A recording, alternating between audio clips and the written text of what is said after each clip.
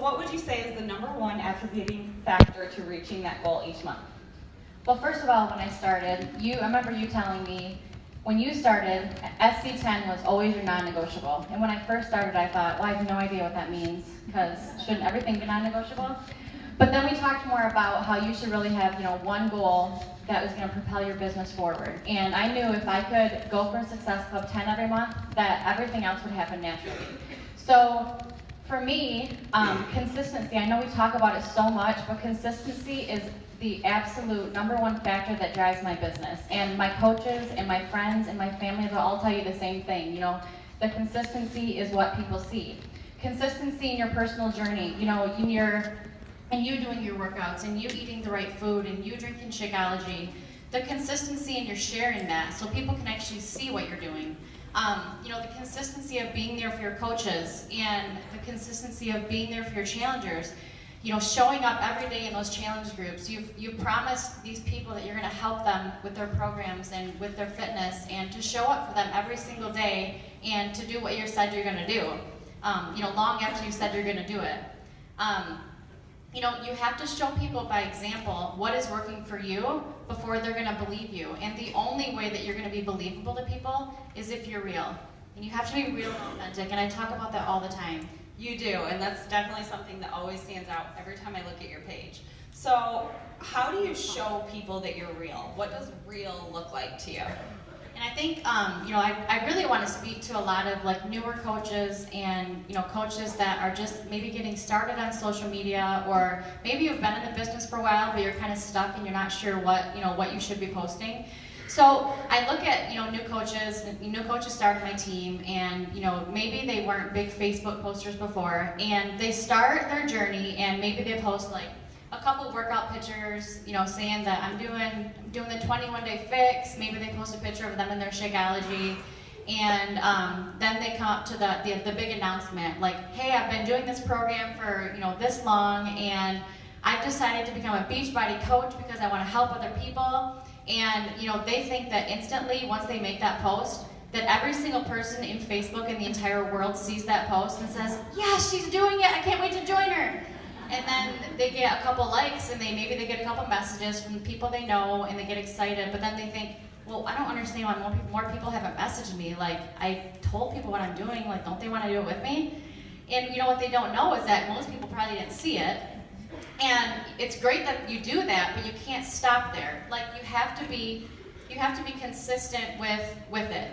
So maybe you start sending personal message invites to people that say, hey, I am starting my first challenge group as a coach, and I would really love to have you join me. This has worked so good for me. I would love to help you feel as good as I feel.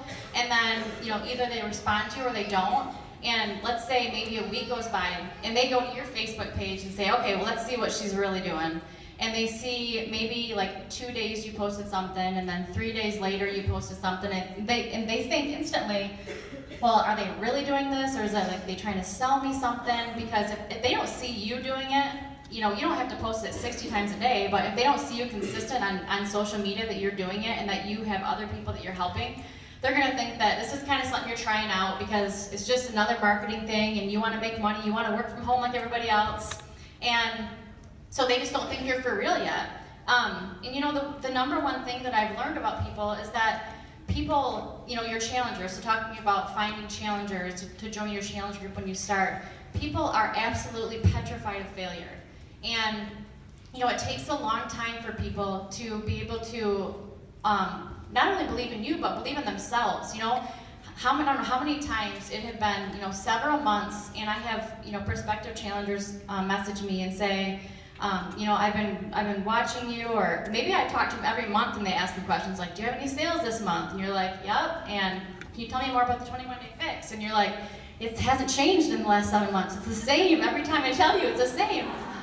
And, maybe they finally commit, and then they tell you, the number one thing they first say is, I am so scared. And they're like, I'm so scared of failing because I failed every other time.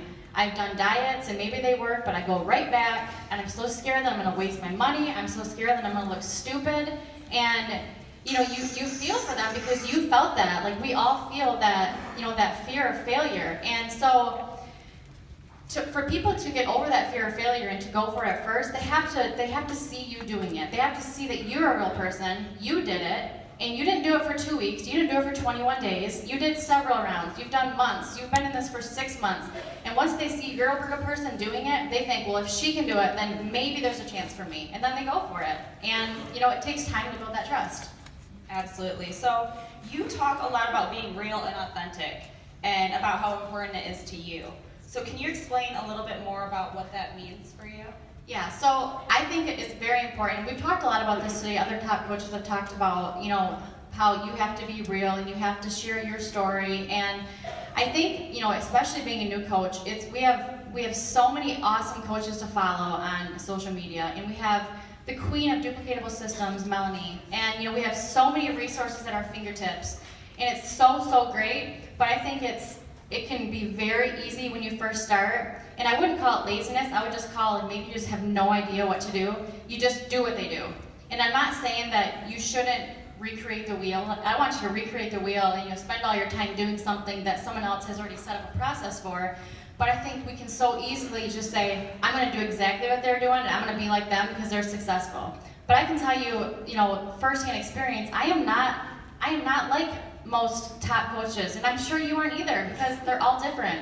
And I am not gonna be Melanie Mitro. I'm not gonna be Shannon Harvey because I am me. So I've learned that the most important thing I can do, instead of spending my energy and my time trying to be like someone else, using their words, copying their posts, I'm just gonna share the crap out of me because you know what? People can relate to that, and it's shown that people have. And even if you think you have nothing great to offer, you don't have this, amazing story, you do. And you have to find your own words, and you have to dig really, really deep, and you have to think about, we talk about our whys, and they're not just saying it to say it, like it's serious. You have to dig down deep into why you're doing this, and once you find that why, you know how to express it.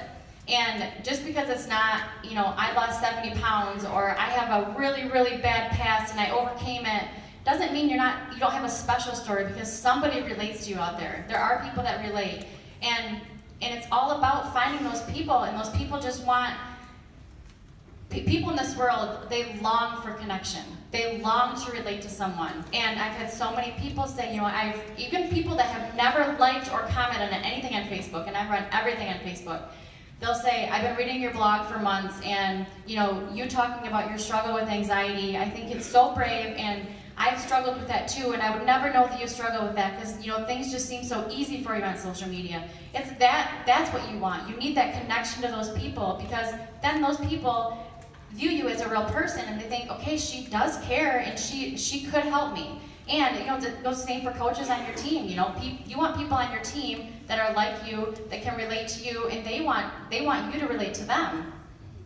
Yeah, and that's what I admire so much about you, is that you are so open and willing to share everything, and your blog is just incredible. You guys should read it, because it's like, it really gets to you. You can really connect with her on so many levels, the stuff that she talks about. Okay, so if you could give one piece of advice to new coaches, what would it be? My biggest piece of advice is, like I said, be consistent with everything, but I have so many new coaches who jump in and, they say they did all the training, and they could have gone through all the posts in my coach university, and they said, okay, I've messaged everybody on my friends list, and I'm so excited. And then a couple weeks pass by, and they're like, I need you to give me the next steps. I want to be successful in a business. What are my next steps? So I go to their Facebook page, and I don't see hardly any posts. Like, seriously, post. I know it's uncomfortable, but that's where the magic happens. When you step out of that comfort zone, like, this is not comfortable for me. This is my first time doing this, and I was seriously scared shitless down there. So, excuse my language. But you have to step out, because once you make yourself uncomfortable, you can help someone. And when you start, you're scared to post because you don't want to be judged, and you don't want people to think, well, you stop posting these workout pictures, or stop posting these motivational pictures. But you know what? If you have a whole room full of people and 75% of them judge you, but there's one person in that back who thinks, oh, yes, like, I can be helped. And I help that one person back there. I could care less about everybody else who doesn't believe that I'm, going to help them, or maybe has something to say or judge me, because it really doesn't matter. All that matters is that you're in this because your heart's in it, and you want to help that one person, and then you want to help that next person, and then the next person. Yeah. Okay, so last question, just to wrap it up real quick, because we're running out of time. So I know that you never have really sent personal invites. So how can you continue to grow your business without sending those personal invites? What do you do? And I know that is maybe frowned upon because so many people talk about, inviting, but like you said earlier, inviting can be a whole host of things. It doesn't have to be sending mass invites and personal messages. I just work on different avenues of expanding my market. Free groups are huge for me. I have had really good success running free groups that have a lot of people, and I just make a requirement that they make me their friend. And then once they make me their friend, I hope that they start to follow me, and they do. And it's amazing to see, thinking back to when you first started coaching, you knew every one of your challengers, and they were your friends, or they were your family. And now I look at my challenge groups of 70 people, and most of them, I have to dig through and go back to their Facebook every time we talk and be like, okay, how do I know you? Oh, you were a referral from this person who was a referral from this person who was her friend. You can grow that way when you just keep on thinking of other ways to expand. It doesn't have to be the same for everybody. Some people might be awesome at messaging people, and some people might be awesome at doing the different things I do, so that you don't have to be like everybody else. You can find your groove, and you can do your own thing, and you can rock it. Really, really quick, how do you get people to join your free groups? I post on my page and I post on my blog, and I just share it a lot. Oh, and just make your post more visible.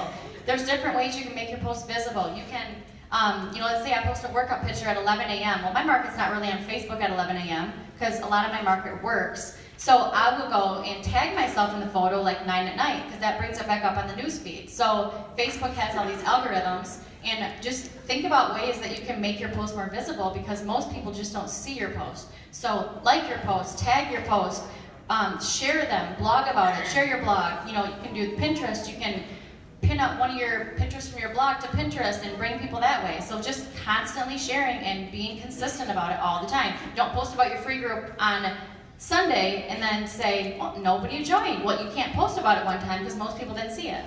Awesome. And just to add on to that, just to get new people, in your free group, ask people to have people join you. Have them refer people to you. I offer prizes to people who refer the most people into the group. Yeah. Okay, thank you so much. Yeah, thank you.